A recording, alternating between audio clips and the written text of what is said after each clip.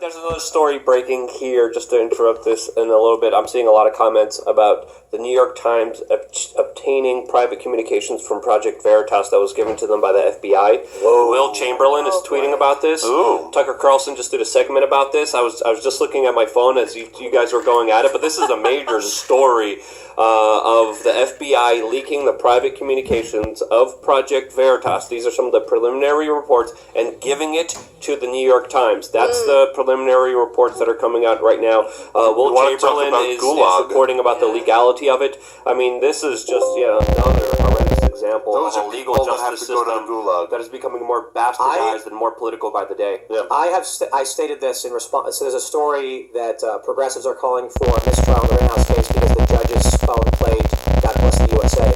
And I said, as millennials age into power, the divide in this country will become more and more extreme, and the United States' dissolution seems inevitable.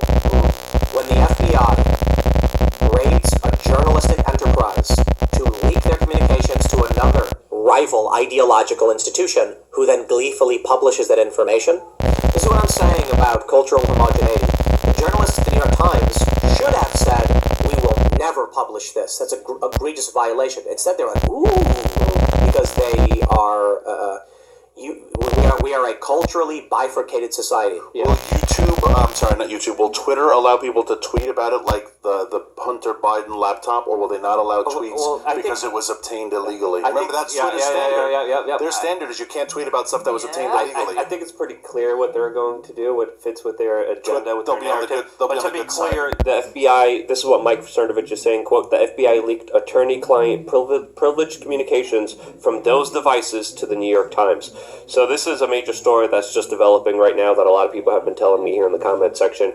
But this seems very big and just yet another sign of just how politically biased and insane our current social political climate is right now. Because, I mean, if these allegations that we're seeing... These people are evil! I'm asking myself, who... Adam Goldman of the New York Times. Evil! We've got to stop playing these games. This is a guy who got privileged legal communications under the United States Constitution and our laws and norms. You have a right to legal counsel. And the guy at the New York Times gleefully published this from a rival organization. Why? They want this country to burn. They want power, and they will get it by any means necessary, and they will use the power of the federal government to do it. I am looking at all of you right now, and I am telling you this. The police will kick your door in and bash your teeth out the moment Black Lives Matter protests you. We've already seen it happen. You think this is a joke? James O'Keefe's legal privileged communications were just given to the New York Times, and Adam Goldman, with a smile on his face, published it. He doesn't care about this country. He doesn't care about our norms. These people are at war with you, and they will burn your life to the ground like they're doing to Rittenhouse and like they're doing now to James O'Keefe because you dare oppose their power grab.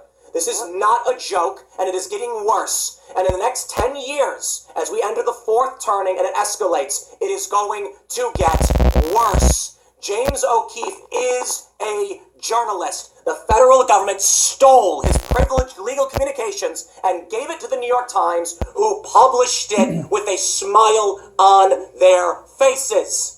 These people do not hold your values. They do not believe in the Constitution. The prosecutor in the Rittenhouse case violated the Constitution. They will do it again, they will do it more, and they will burn down your town, and the feds will protect them, and the police will protect them. Stop thinking the institutions are on your side. This country is being corrupted, and we are watching it every day, and it has gotten to the point where you need to ask yourself, will the police protect you when someone comes to your town and threatens to kill you? No. The detectives in Kenosha, the state, the prosecutor, went against the young man who was fleeing for his life. And James O'Keefe, an anti-establishment individual, and I mean that with respect, but he is outright just a journalist, is facing the boot of the authoritarian fascist government.